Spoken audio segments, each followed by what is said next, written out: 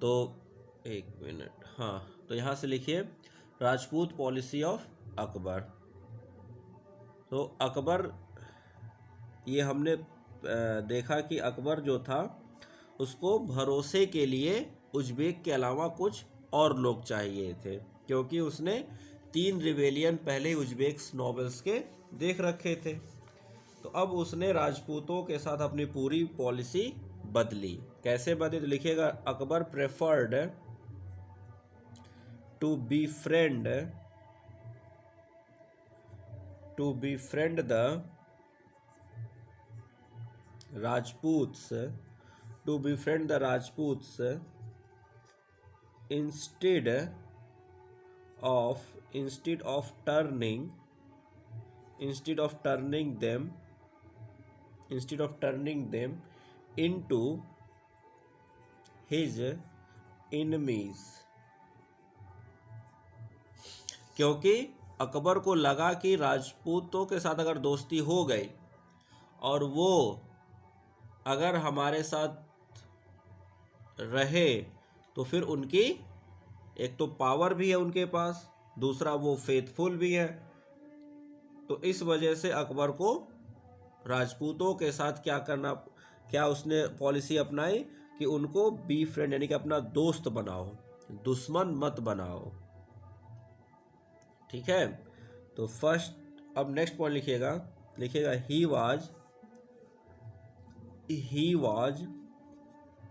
he was impressed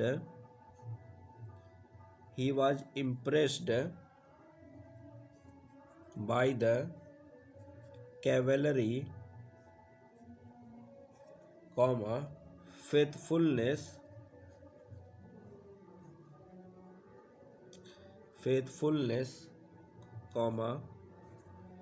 fighting skills etc. of the राजपूत्स।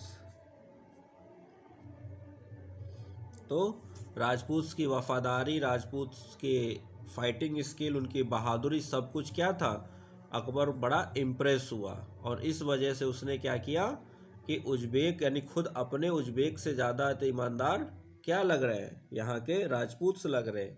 और इस वजह से उसने क्या किया, राजपूतों के साथ अलायंस किया, उनके साथ दोस्ती की। तो लिखिएगा Akbar wanted dependable allies from among the Indian people instead of depending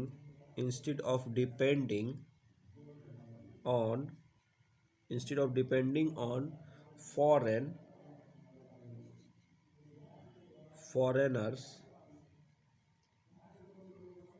Therefore, the Rajputs became a good choice। तो उसको यहाँ के लोकल लोग चाहिए थे, और उन लोकल्स में राजपूत की संख्या भी अच्छी थी, इनके पास पावर था, इनके पास सब कुछ था, वफादारी थी, सब थे। तो इन्होंने किसको चुना, राजपूत्स को अपने सबसे बेस्ट फ्रेंड के रूप में चुना। ऐसा नहीं कि बाकियों को नहीं रखा, बाकियों को भी रखा, पर मोस्ट प्रेफरेंस किसको दिया गया, राजपूत्स को दिया गया। और उसके लिए उसने क्या किया, तो लिखिएगा the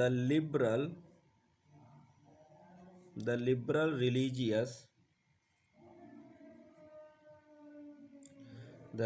religious policy of Akbar also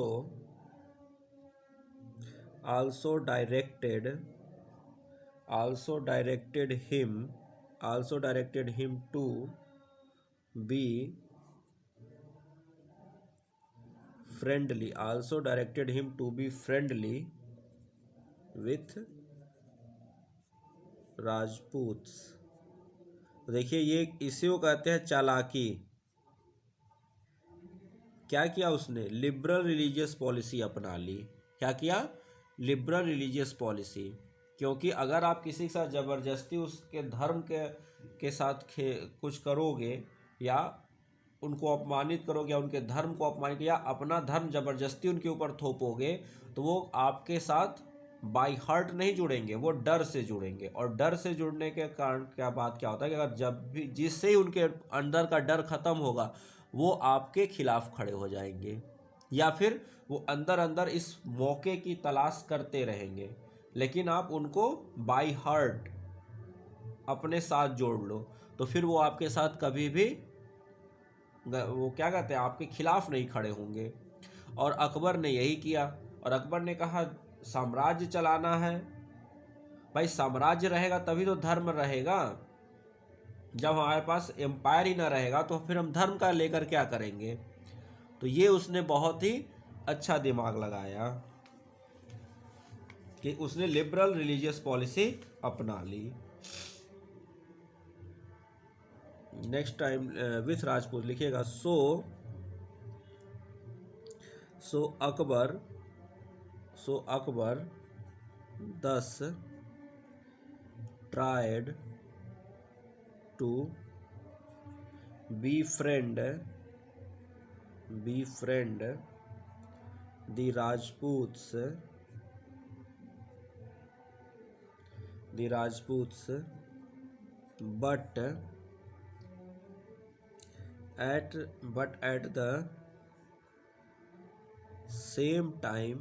but at the same time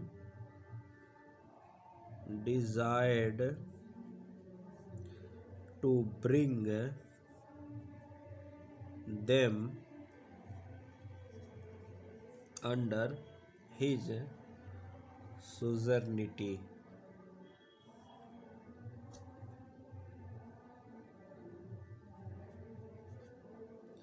ये क्यों? तो दोस्त तो रहो, यानी कि बी फ्रेंड, हम रिलीजियस पॉलिसी लिबरल रखेंगे, तुम्हारे साथ अच्छा व्यवहार करेंगे, लेकिन ये तुम हमारे बराबर नहीं रहोगे, हमारे अंडर रहोगे। तो ये बहुत ही चालू, मतलब एक तरह से कही कि कूटनीति वाला दिमाग, कि तुम हमारे दोस्त तो हो लेकिन हमारे अंडर हो, एक लेवल नीचे हो हमसे। ये बहुत ही दिमागदार कूटनीति वाला अपना सिस्टम अकबर ने अपनाया राजपूत के साथ। नेक्स्ट पॉइंट लिखिएगा। अकबर, देखिए ये सब राजपूत के साथ फ्रेंडली रिलेशन, मैट्रिमोनियल अलायंस वगैरह करने का ये सब रीज़न है, ठीक है। और अकबर की ये सोच हम लोग लिख रहे हैं कि अकबर ने आखिर क्यों इस तरह की पॉलिसी अपनाई, या सिर्फ राजपूत के खिलाफ के साथ ही नहीं, वो इंडिया में, भारत में इस तरह से उसने एक तरह से कहिए तो ये लिबरल रिलीजियस पॉलिसी क्यों रखी। इसी वजह से रखी ताकि लोग इसके खिलाफ ना रहें, इसके साथ रहें। और जब पब्लिक आपके साथ रहती है तो फिर आपको जनरली कोई हटा नहीं पाता है, ठीक है ना। तो लिखिए Akbar also realized that there could be no effective political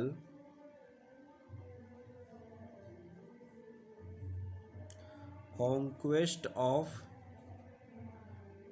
India without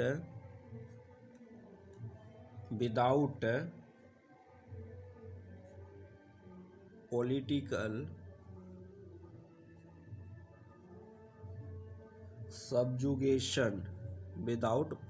subjugation of राजपूत्स, यानी जब तक हम राजपूत्स को अपने साथ मिला नहीं लेंगे, उनको अपने साथ ले नहीं लेंगे, तब तक हम इंडिया को पॉलिटिकली भी नहीं जीत पाएंगे। ठीक है, तो इंडिया को अगर जीतना है तो इंडिया के सुपर पावर को अपने साथ लेना पड़ेगा, तब हम यहाँ के सुपर पावर बनेंगे। और वो कौन थे? राजपूत्स थे। ठीक है, यहाँ तक लिख लिया, तो इसको रब करें और नेक्स्ट स्टेप लिखते हैं। अब नेक्स्ट लिखिएगा, उसके आगे अब लिखिएगा against this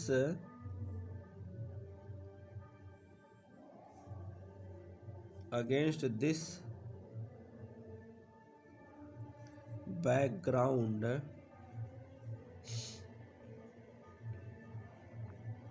Akbar adopted twofold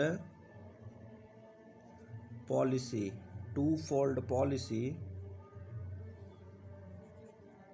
towards the राजपूत्स। तो जब उसने ये सारा कुछ एनालाइज कर लिया कि भारत में रहना है, भारत में सुपर पावर बनना है, तो यहाँ के जो सुपर पावर है यानी कि राजपूत से उनको अपने साथ लेना पड़ेगा। अगर राजपूत हमारे साथ दोस्त बने रहेंगे, हमारे बी फ्रेंड रहेंगे, तो हम पॉलिटिकली इंडिया को जीत सकते हैं। साथ में अगर हम केवल उज्बेक्स के भरोसे रहें, तो अभी तो हमने देखा कि 3 उज्बेक रिबेलियन हो चुके थे, यानी कि, लेकिन राजपूत्स ऐसा नहीं करेंगे। क्यों? क्योंकि वो वफादार हैं, फेथफुल हैं और उनके पास फाइटिंग स्किल है, तो हम पॉलिटिकली भी जीत सकते हैं। तो इस वजह से राजपूत्स को अपने साथ मिलाने के लिए अकबर ने 2 तरह की नीति अपनाई। कितनी तरह की? 2 तरह की नीति अपनाई, 2-fold पॉलिसी। पहली क्या नीति अपनाई? लिखिएगा, to win them over as allies by establishing to win them over as ally, यानी कि उनको अपना साथी बनाने के लिए क्या इस्टेब्लिश करो? establishing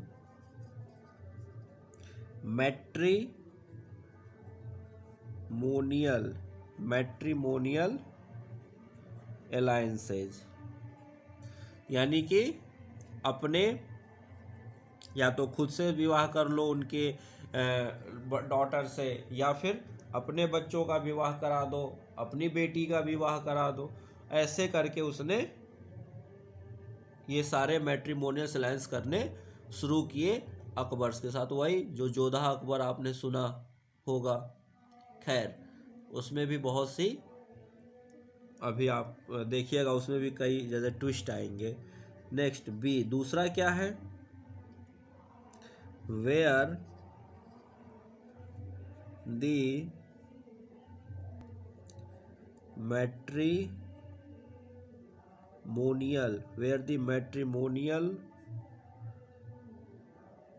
policy doesn't work,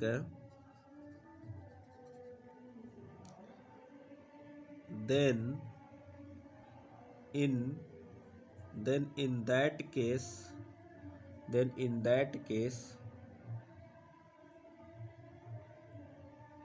warfare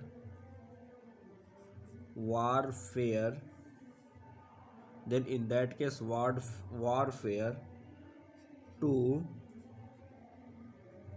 ensure submission, यानी कि अगर मैट्रिमोनियल अलायंस या दोस्ती का हाथ बढ़ाने पर भी वो साथ न आए, तो फिर क्या है? वॉरफेयर, यानी कि युद्ध। लेकिन किसी को बराबर पे मत रहने दो, या तो दोस्त बनकर उसको अपने से एक स्टेप नीचे रखो, या फिर वॉर करके उसको हरा दो और अपने से एक नीचे स्टेप नीचे रखो। ठीक है, तो ये दो तरह की पॉलिसी अकबर ने अपनाई। तो पहली पॉलिसी देखते हैं उसकी मैट्रिमोनियल वाला, कि कहाँ कहाँ उसने कौन कौन सी मैट्रिमोनियल वाली पॉलिसी अपनाई और कौन कहाँ कहाँ पर उसने वॉर किया।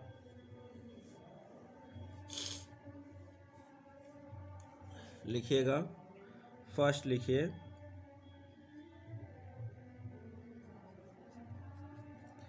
Matrimonial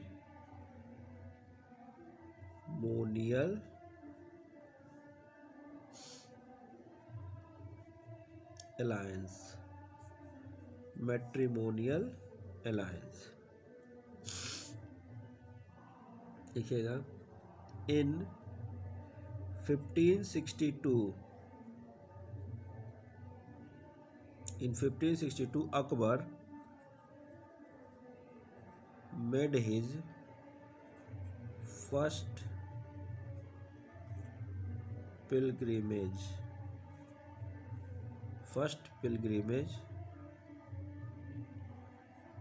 to the shrine of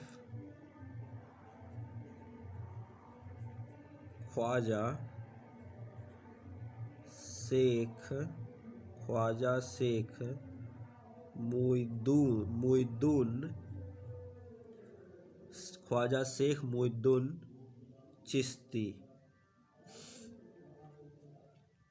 कहाँ पर है ये? एट अजमेर। आज भी ये मौजूद है अजमेर के ख्वाजा शेख मुइद्दीन चिश्ती एट अजमेर। तो अजमेर में जो श्राइन है किसका? शेख मुइद्दीन चिश्ती साहब का। ठीक है, आज भी मौजूद है, आज भी लोग यहाँ दुआएं देन मांगने जाते हैं, मन्नत मांगने जाते हैं। तो अकबर भी अपना फर्स्ट पिलग्रिमेज यानी कि अपनी पहली तीर्थ यात्रा यहीं का किया था। कहाँ का? अजमेर का, ख्वाजा मुइद्दीन शेख चिश्ती के यहाँ। और किस वजह से? तो एक बच्चे की चाहत में। ये कहा जाता है कि अकबर को कोई औलाद नहीं हो रही थी, तो उसने इसके लिए ख्वाजा मुइद्दीन शेख चिश्ती के यहाँ क्या किया था? एक पिलग्रिम यानी कि तीर्थ की तरह वहाँ पर उनके यहाँ मन्नत मांगने गया। नेक्स्ट पॉइंट लिखिए on the way he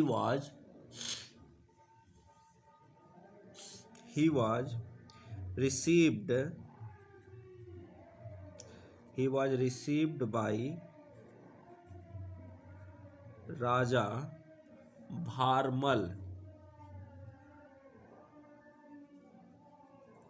Raja Bharmal of Amber. ये कहाँ पर है? जयपुर का एरिया। ठीक है, तो जो ये थे राजा भारमल, उन्होंने अकबर से मुलाकात की, यानी कि उसको रिसीव किया, रास्ते में उसका आवभगत किया, उसको अपने यहाँ इनवाइट किया और खुद ही प्रपोजल रखा अपने सबमिशन का। ठीक है, तो लिखिएगा Bharmal of Amber who offered him submission to Akbar. अब आप ही बताओ, कोई अकबर के सामने आकर कहे कि हम आपकी सोवर्निटी को स्वीकार करते हैं, तो अकबर मना तो करेगा नहीं। और राजा भारमल को ये हो भी गया था कि भाई अकबर एक बहुत बड़ी पावर बन गई थी, तो आज न कल ये अटैक तो करेगा। तो अटैक करेगा तो क्या होगा भाई? कुछ हमारे तरफ से सैनिक मारे जाएंगे, कुछ उसके तरफ सैनिक मारे जाएंगे, और बहुत ज़्यादा चांसेस है कि हम हार जाएं। तो हम अपनी जान से भी जाएंगे और साम्राज्य भी जाएगा। तो उससे अच्छा क्यों ना कि हम उसकी सोवर्निटी को स्वीकार कर लें। तो राजा भारमल ने ये मौका देखा और खुद ही ऑफर किया अपने सबमिशन का कि हम आपकी सॉवरेनिटी को स्वीकार करते हैं। तो अकबर क्या करे, अकबर ने एक्सेप्ट कर लिया। साथ में और क्या इसने ऑफर किया टू अकबर, लिखिएगा एंड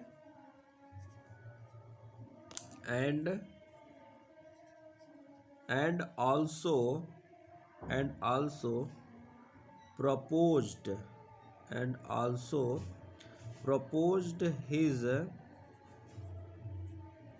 eldest daughter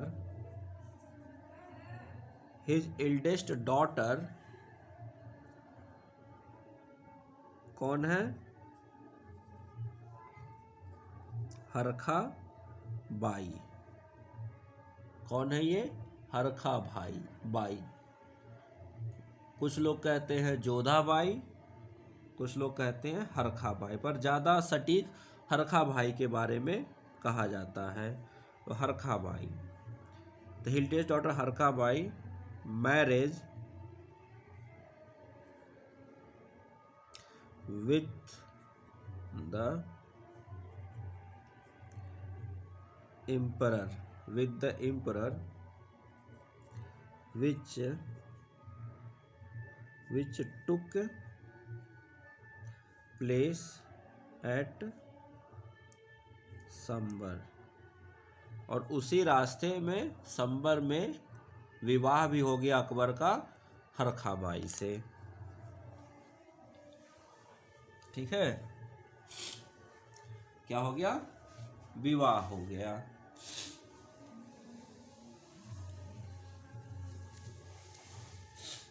समझ में आई। तो ये क्या हो गया, मैट्रिमोनियल्स अलायंस हो गया। ठीक है, अब मैट्रिमोनियल्स अलायंस हो गया तो भाई आपने हमारी सॉवरेनिटी स्वीकार की तो आपको भी कुछ मिलना चाहिए। तो पहला तो सबसे पहला क्या मिलेगा कि हम आपके ऊपर अटैक अब नहीं करेंगे। अब अकबर भाई क्यों अटैक करे, जब सामने से कोई आपको आकर अपना सबमिशन दे रहा है तो अब अटैक की तो बात ही नहीं थी। यानी आप अपने राज्य के राजा रहेंगे और आप राज करेंगे, बदले में कुछ ट्रिब्यूट वगैरह देते रहेंगे। हाँ, अगर कोई आप पर एक्सटर्नल अब अटैक होगा तो उसकी भी सुरक्षा कौन करेगा, अकबर करेगा। यही हुआ ना सॉवरेनिटी का मतलब, कि अगर हमसे पढ़ रहे हो तो आपको जो भी डाउट है आप हम ही से पूछोगे। अगर हम आपके सारे डाउट नहीं क्लियर कर पाए तो फिर आप हमसे क्यों पढ़ोगे। तो जब राजा भारमल अकबर के सॉवरेनिटी को एक्सेप्ट कर रहे, इसका मतलब क्या हुआ कि अब राजा भारमल की एक्सटर्नल पावर से सुरक्षा करने की जिम्मेदारी किसकी हो गई, अकबर की हो गई। राजा भारमल के पास उनका राज्य सुरक्षित हो गया, वो अपने राज्य के राजा बने रहेंगे। साथ में अकबर ने और इनको क्या दिया, तो लिखिएगा राजा भारमल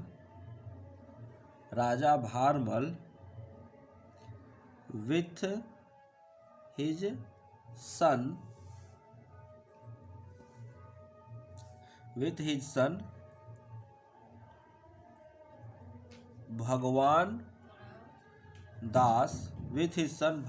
दास and grandson मान सिंह got the 5,000 mansab, 5,000